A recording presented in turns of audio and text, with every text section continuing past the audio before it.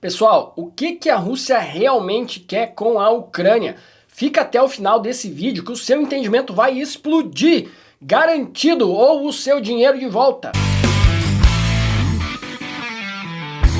Existe uma diferença muito clara entre o que um político pode falar e o que ele realmente tem em mente. Então o que um político fala é uma coisa muito filtrada e muito bem pensada, focado nos objetivos em vez do que ele realmente pensa. E é por isso que ninguém pode cravar com 100% de certeza os porquês, que levaram o Putin a se decidir pela guerra. A mídia também não ajuda muito, faz uma cobertura com argumentos muito superficiais. Quando dá algum argumento, geralmente a mídia foca mais na narrativa que está tentando transmitir e nos argumentos emocionais que vão convencer a população, a pessoa que está assistindo ali, a tomar partido de um dos lados. Então, como entender o que a Rússia realmente quer, se a gente está aqui imerso numa guerra de narrativas através da mídia, e se o que os políticos dizem não dá para confiar muito? A resposta para isso, voltar um pouco no passado e tentar acompanhar o discurso das principais figuras envolvidas nas tomadas de decisão. E é isso que eu vou fazer aqui com vocês agora. Vamos começar pelos principais argumentos do Putin ao longo dos anos que antecederam essas guerras, e aí eu vou adicionar outros personagens com participação determinante nas tomadas de decisões que não estão sendo comentados. Os argumentos do Putin ao longo dos anos foram basicamente três. O primeiro é a expansão da OTAN em direção à Rússia. O segundo é a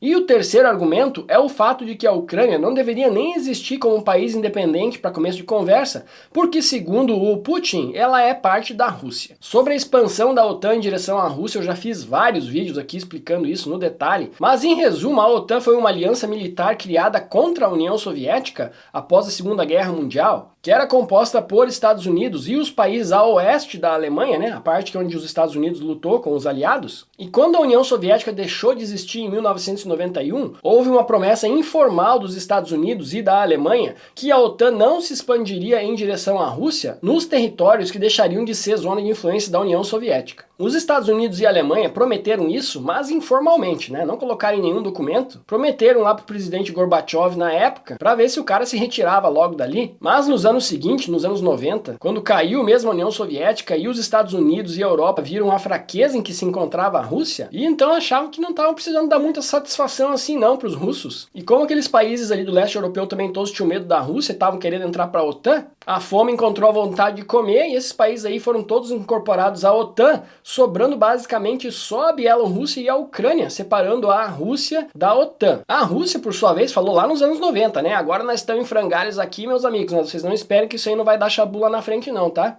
Mais recentemente, com o fortalecimento da Rússia, o seu Vladimir Putin deixou bem claro que a Ucrânia era o limite. Então, quando a Ucrânia começa a demonstrar interesse em se juntar à OTAN e a OTAN em incorporar a Ucrânia, o Putin decidiu que era melhor começar uma guerra para evitar isso, em vez de esperar que a OTAN se instalasse ali, porque depois que tivesse uma base militar americana dentro da Ucrânia, já ia ser tarde demais para a Rússia fazer alguma coisa. Então a lógica russa é mais ou menos essa. E a maioria dos especialistas em geopolítica acha sim que isso é um argumento válido. Quase todo mundo aí usou o exemplo dos Estados Unidos. Se o México ou o Canadá anunciasse que estariam entrando em uma aliança militar com a Rússia para instalar bases russas em território mexicano e canadense, mesmo que essas bases fossem teoricamente de defesa, vocês acham que os Estados Unidos não iam fazer nada? Esse argumento aí foi usado por quase todos os especialistas em geopolítica, que disseram que provavelmente sim, Provavelmente os Estados Unidos também tomariam medidas militares para evitar que isso acontecesse. Então essa é a lógica por trás desse argumento. A dúvida é, será que se o problema fosse só esse, a expansão da OTAN, a Rússia teria iniciado uma guerra?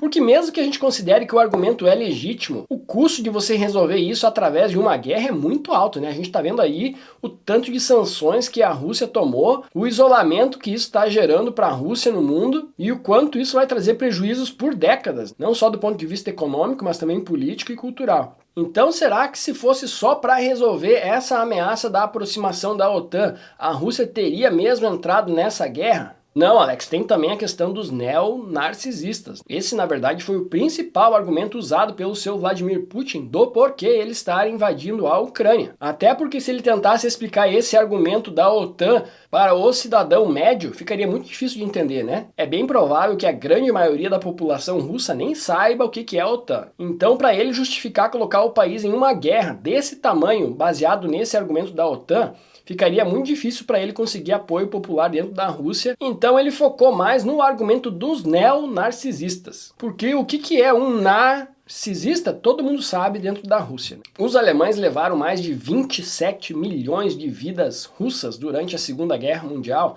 e praticamente todas as famílias na Rússia têm alguém que foi para o outro lado durante a Segunda Guerra Mundial. E o que a Ucrânia tem a ver com isso, Alex? Bom, a Ucrânia é o único país da Europa onde grupos neonarcisistas estão oficialmente incluídos no exército do país. Grupos neonarcisistas são comuns aí em quase todos os países do mundo, mas o governo oficialmente englobar esses grupos paramilitares neonarcisistas ao exército do país, isso não acontece em nenhum outro lugar. E no caso da Ucrânia, esses grupos ganharam muita força depois da revolução que aconteceu em 2014 e da anexação da Crimeia pela Rússia. Começou ali um conflito armado na região do Donbass entre esses grupos e a população de etnia russa que mora ali naquela região. O problema é que esses grupos vieram ganhando força ao longo dos anos por estarem sendo fortemente armados pelo Ocidente, né? Os Estados Unidos, por exemplo, vem mandando armas para a Ucrânia desde 2014 a rodo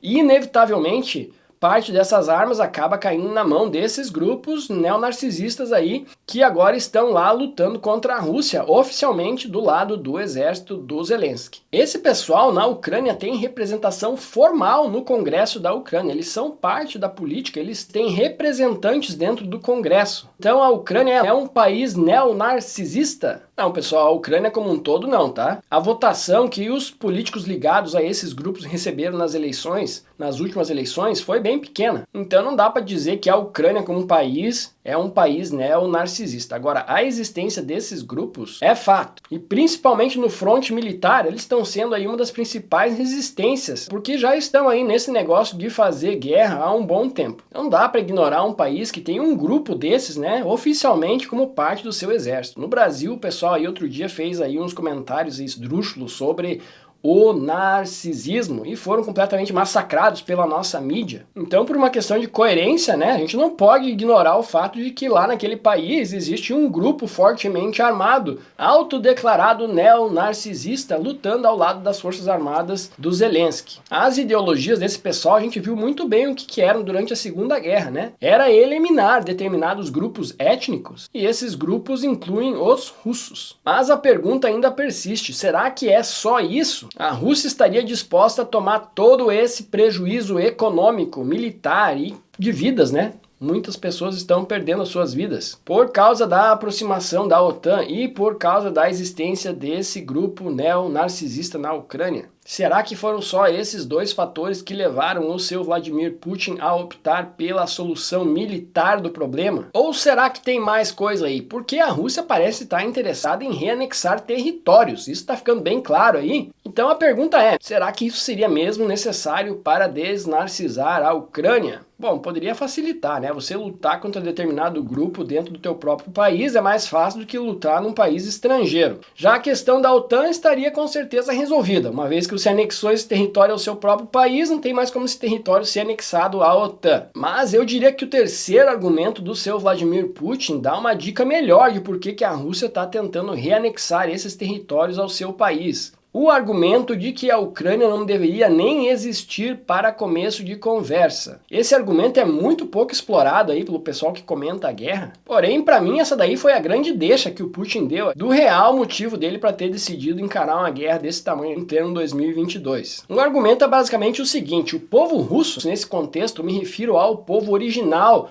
do Império Russo, ao povo que deu origem ao Império Russo, que hoje está dividido entre Ucrânia, Bielorrússia e Rússia. O povo eslavo que habitava essa região aí, hoje está dividida entre esses 3 países. Porém, esse é um evento recente, estão separados desde 1991. Durante a maior parte da história, eles estiveram unidos em um único estado. Durante a história do Império Russo, os períodos em que a Ucrânia e a Bielorrússia não fizeram parte do Império Russo foram porque eles foram ocupados por povos estrangeiros. No período moderno, a Ucrânia e a Bielorrússia aparecem como estados separados no acordo assinado entre o Império Russo e a Alemanha ao fim da Primeira Guerra Mundial, só que isso dura por um breve período de 5 anos até que a União Soviética reunifica esses países sobre o mesmo estado novamente, e assim permanecem até 1991, quando a União Soviética colapsa. E de lá para cá já são 31 anos em que o povo russo, o povo original da Rússia, o povo original do Império Russo, do povo eslavo ali daquela região, está separado em 3 países. Porém, como esse é historicamente o mesmo povo que esteve unido num mesmo país, no imaginário do povo russo, ou de grande parte dos russos, pelo menos dos intelectuais, essa divisão em 3 países enfraquece a Rússia no cenário internacional e facilita a dominação dos Estados Unidos. O principal defensor dessa tese é o filósofo, professor e cientista político Alexander Dugin. Esse cara aqui, ó.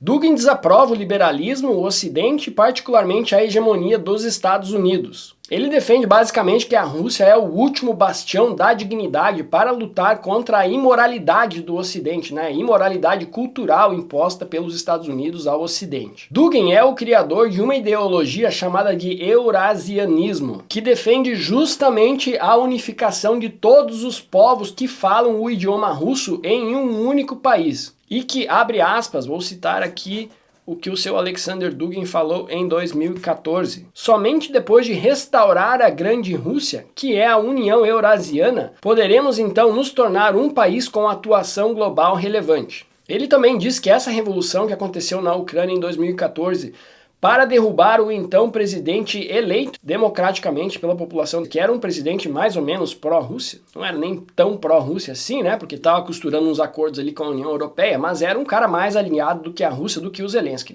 Então, o Dugin fala que essa revolução foi uma resposta do Ocidente à maior integração que a Rússia vinha promovendo na região. O Dugin foi além e classificou essa revolução na Ucrânia, o Euromaidan, como um golpe de Estado financiado pelos Estados Unidos. Então, abre aspas, eu vou ler aqui o que o Alexander Dugin falou. A América deseja travar uma guerra contra a Rússia, não por suas próprias mãos, mas pelas mãos dos ucranianos.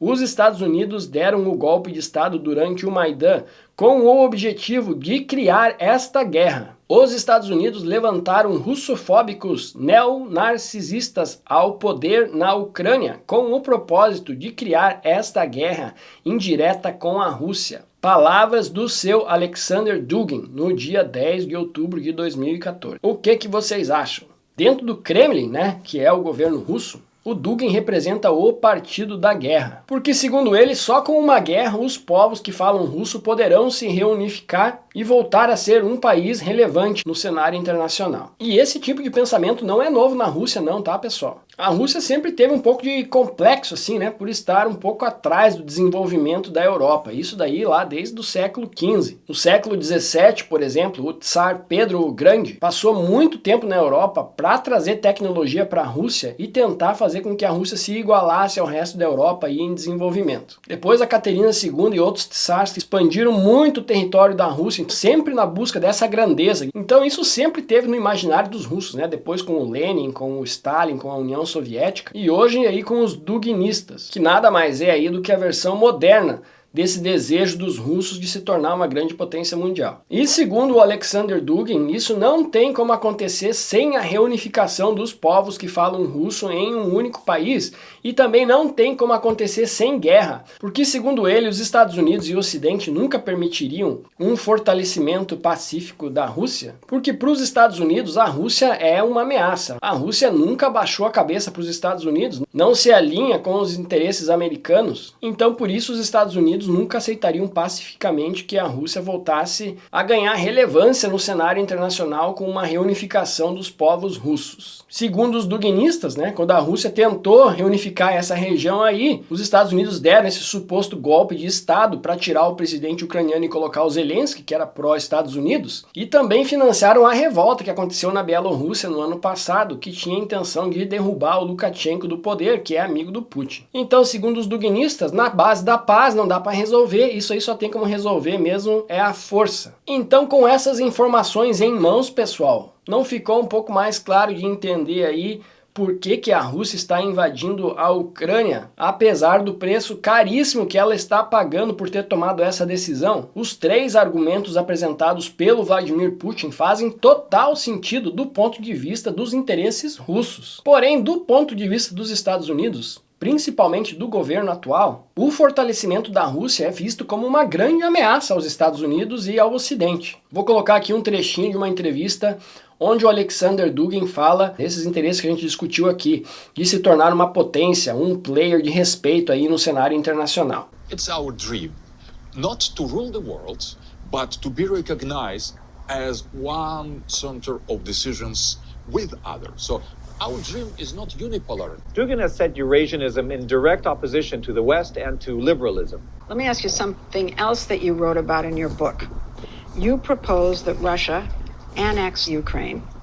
You said that Russia should encourage Britain to leave the EU, Brexit. You suggested that Russia make Iran an ally.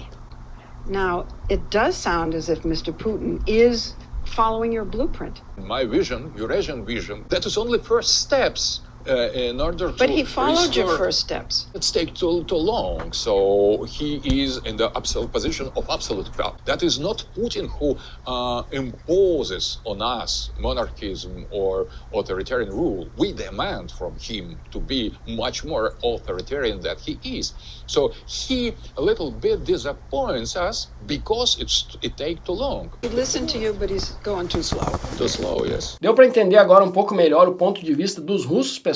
O que vocês acham? Não dá para confiar nos russos, a gente já viu o que eles fizeram no passado, os Estados Unidos está certo de enfrentá-los agora para não ter que enfrentar depois? Ou será que os americanos estão cometendo um erro estratégico grave? Muitos alegam que os Estados Unidos está cometendo um erro estratégico grave, porque a Rússia está muito longe, segundo esses analistas, de se tornar uma real ameaça para a hegemonia dos Estados Unidos. Quem está muito próximo de se tornar essa ameaça é a China, enquanto os Estados Unidos está brigando com a Rússia e jogando a Rússia no colo da China. Então, segundo muitos analistas, seria importante que os Estados Unidos se reaproximassem da Rússia, que tem uma cultura que não é tão diferente da americana quanto a chinesa, né? Existe uma certa divergência no campo cultural, aí os Estados Unidos um país mais democrático, a Rússia mais autocrática, os Estados Unidos um país um pouco mais progressista, a Rússia um pouco mais conservadora. Mas essas diferenças, quando comparadas com as diferenças dos Estados Unidos versus China, a diferença é muito maior. E a China, sim, é um país que coloca em risco todos os valores americanos, porque a China está assim se tornando a maior potência econômica do mundo e vai disputar a hegemonia mundial com os Estados Unidos muito em breve em todos os aspectos. Então muitos analistas acham que os Estados Unidos está cometendo um erro grave nesse confronto com a Rússia. E joga a culpa no governo Biden, né? Porque na verdade o Trump estava fazendo diferente, né? O Trump estava mais interessado em fazer o contrário, em se aproximar da Rússia e brigar com a China, né? Exatamente o que eu estou falando aqui para vocês. Vocês lembram o tanto de confronto que o Trump teve contra a China, enquanto com a Rússia ele tentava ter uma relação mais amistosa. Eu particularmente não entendo como que pode ter mudado tanto assim a postura dos Estados Unidos com relação à Rússia com a mudança do Trump para o Biden. Será que existem interesses pessoais aí do lado do Trump e do Joe Biden para um lado ou para outro? Ou será que são apenas diferentes estratégias mesmo que vieram com esses governos? Porque geralmente quem faz estratégia militar, né, estratégia geopolítica, nem é o presidente da República. Geralmente essas coisas são pensadas mais assim no longo prazo, então é estranho você ver uma mudança tão radical assim de um governo para o outro.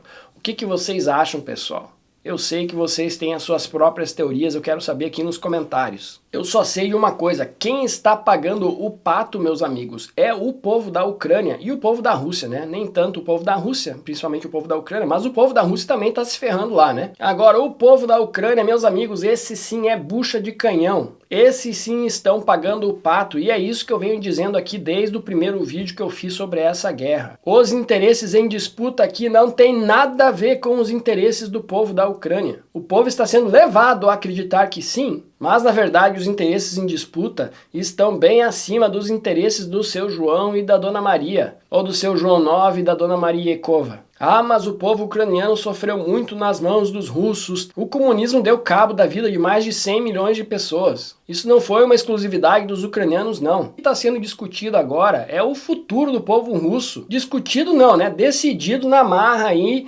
entre os capitões do mundo, ou os homens que têm as armas, porque o povo, na verdade, nem sabe que é isso que está sendo decidido. Se o mundo fosse justo, teriam aí 2, 3, 4, 5 anos de campanha, onde todas as opções seriam amplamente debatidas, permanecerem como países separados, ou se unirem em uma união como a União Europeia, ou formarem um país único, e no final aí de um longo debate, o povo votaria e decidiria o que quer fazer. Porém, não é assim que as coisas funcionam no mundo. Nunca foi. Quem decide são os donos do dinheiro e do poder, e é assim que isso está sendo decidido agora novamente. O povo, coitado do povo, está sendo usado como bucho de canhão. Já a mídia o que faz? A mídia dos dois lados presta um serviço ao seu governo, né? A mídia da Rússia trabalha para que o povo russo apoie as medidas do seu Vladimir Putin e a guerra. Já a mídia ucraniana, com apoio da mídia ocidental, dos Estados Unidos e de todo o Ocidente, trabalha para convencer os ucranianos a continuar lutando e o resto do mundo a continuar mandando armas e dinheiro para que eles continuem lutando lá,